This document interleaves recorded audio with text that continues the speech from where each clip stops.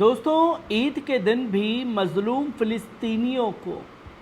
Israel के आतंकी हमलों से सुकून नहीं मिला, जहां ईद के दिन भी फिलिस्तीनियों के ऊपर बम गिराए गए, जहां ईद के दिन 22 से ज़्यादा लोगों को शहीद करने का काम किया गया, 45 से ज़्यादा लोगों को घायल करने का काम किया गया।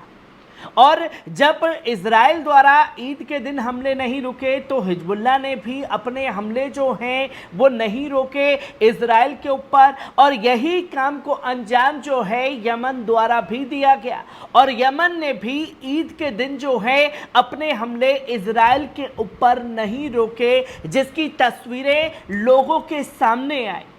क्योंकि एक ह्यूमर जो है वो फैला दिया गया था कि साहब देखिए, ईद के दिन जो है इजराइल कोई हमला करने वाला नहीं है, पर ईद के दिन इजराइल ने हमले भी किए। और जब इजराइल अपनी बातों से पलटा तो तुरंत हिजबुल्लाह ने भी इजरायली बस्तियों को आग के हवाले कर दिया। वही यमन ने खास तौर पर अमेरिकी जहाज़ों को और इजराइल से जुड़े जहाज़ों को अरब सागर में सीधा हमला करके उड़ाने का काम किया है, जिसकी कई तस्वीरें जो हैं वो सामने आई, जहां सबसे पहले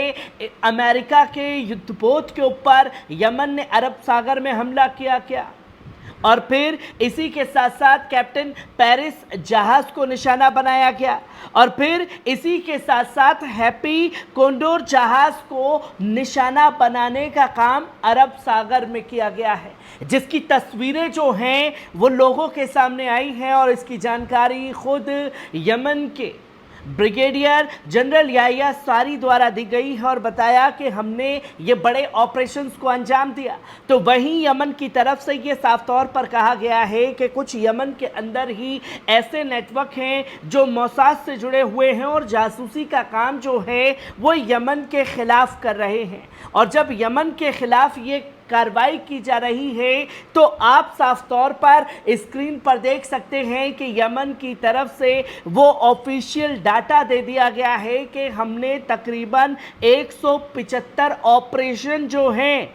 वो ख़ास तौर पर चलाए हैं इजराइल के ख़िलाफ़ में, जो कि लाल सागर के अंदर हमने तकरीबन यूएस शिप्स को निशाना बनाने का काम किया है, जिसकी जानकारी जो है वो ख़ास तौर पर यमन द्वारा दी गई। और 175 बड़े हमले जो हैं वो यमन द्वारा किए जा चुके हैं अमेरिका के जहाज़ों के ऊपर, इजराइल के जहाज़ों के ऊपर, ब्रिटेन के जहाज़ों के ऊपर, जिसकी जानकारी जो ख़ास तौर पर दी जा रही है। वहीं जानकारी ये भी दी गई कि यमनी सशस्त्र बलों ने रविवार को लाल सागर और अरब सागर में अमेरिका और सहयोगी जहाज़ों को निशाना बनाकर 3 सैन्य अभियानों को सफलतापूर्वक अंजाम देने की घोषणा की। क्योंकि दोस्तों 16 तारीख को ईद जो है वो ख़ास तौर पर अरब देशों में मनाई गई, 17 तारीख को देश में मनाई गई, एशिया के देशों में ईद मनाई गई, जिसकी तस्वीरें लोगों के सामने आई। और 16 तारीख को भी हमला जो है यमन द्वारा किया गया और 17 तारीख को भी ईद के दिन पर बड़े ऑपरेशंस को अंजाम दिया गया, जहां यमनी सशस्त्र बल के प्रवक्ता ब्रिगेडियर जनरल याह्या सारी ने इस बात की घोषणा खुल करके की और ये बताया कि हमने लाल सागर में कई बैलिस्टिक मिसाइलों से अपने अमेरिकी विध्वंसक को निशाना बनाया। हमने लाल और अरब सागर में 3 ऑपरेशन किए, 1 अमेरिकी विध्वंसक और 2 जहाज़ों पर हमला किया है, जिन्होंने कब्जे वाले फिलिस्तीन के बंदरगाहों की तरफ जाने के लिए अपने नियमों को तोड़ा। और जब हमारी बात को उसने इग्नोर किया तो हमने उन जहाज़ों को निशाना बनाया। और ये भी खास तौर पर यमनी सेना के ब्रिगेडियर जनरल याह्या सारी द्वारा बताया कि हमने पहला ऑपरेशन लाल सागर में अमेरिकी युद्धपोत के ऊपर बैलिस्टिक मिसाइलें दाग करके निशाना बनाया।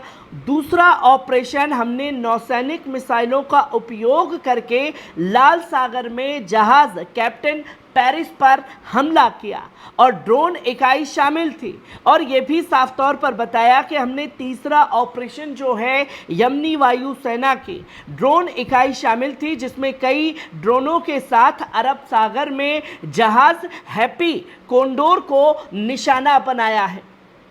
जो कि ये 3 बड़े ऑपरेशन जो हैं वो कल के दिन पर अंजाम दिए गए, यानी कि ईद के दिन पर। और सारी ने इन ऑपरेशनों की सफलता पर जोर देते हुए ये साफ तौर पर कहा कि लाल और अरब सागर में 3 अभियानों के अपने उद्देश्य को सफलतापूर्वक हासिल किया है। और इस बार यमन की तरफ से ये मौका भी अमेरिका को या ब्रिटेन को देने का मौका नहीं मिला कि भैया हमने हवा में मार गिराया, इधर हमला हुआ और तुरंत बता दिया कि हमने सटीक निशाने पर जहाज़ों को निशाना बनाया है। उन्होंने फिलिस्तीनी लोगों के समर्थन के लिए साफ तौर पर खुल्लम खुल्ला ऐलान किया कि जब तक गाज़ा के अंदर नरसंहार नहीं रुक जाते, इजराइल का आतंकवाद नहीं थम जाता, तब तक कोई भी मुल्क हमसे ये उम्मीद ना रखे कि हम जहाज़ों को निशाना बनाने से रुक जाएंगे। हम अपने हमले तब तक नहीं रोकने वाले जब तक हमारे फिलिस्तीनी भाइयों का नरसंहार बंद नहीं हो जाता। और हम ये साफ तौर पर ऐलान करते हैं और इसी के चलते जो कमिटमेंट दुनिया से की, अपने लोगों से की, उसी कमिटमेंट को निभाने का काम जो है वो किया जा रहा है, जो कि तस्वीर लगभग आपके सामने है। वहीं आपको बता दें कि यमन के जो सर्वोच्च नेता हैं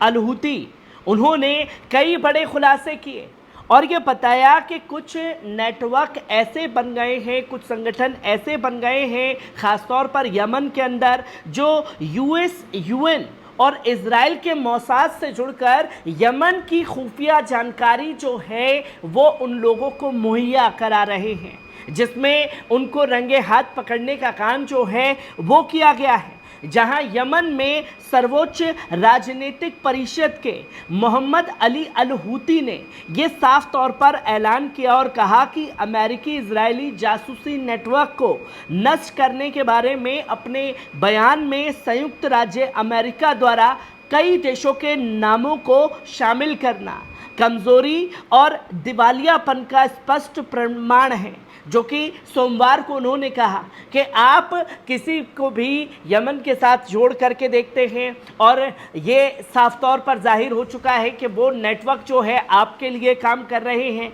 और 10 जून को यमनी सुरक्षा बलों ने अमेरिका और इजरायली खुफिया एजेंसियों द्वारा संचालित एक बड़े जासूसी नेटवर्क का भी पर्दाफाश किया और अधिकारियों ने खुलासा किया कि नेटवर्क 2015 से यमन के विभिन्न संस्थानों में सक्रिय था, जिसके खिलाफ ये कार्रवाई की गई। और साफ तौर पर यह भी बताया गया यमनी समाचार एजेंसी द्वारा कि एक बयान में अल हूती ने संकेत दिया कि अमेरिका दुनिया को अपने कार्यों को वैधता के बारे में समझाने में हार चुका है और यमन के खिलाफ अपने अपराधों और आक्रामकता को छुपाने का प्रयास है कि वो यमन के ऊपर हमले ही इसलिए कर रहा है कि वो दुनिया के सामने अपनी हार को बचा सके, उसे छुपा सके, जो उसे हमास से मिली है, जो उसे हिजबुल्लाह से मिली है।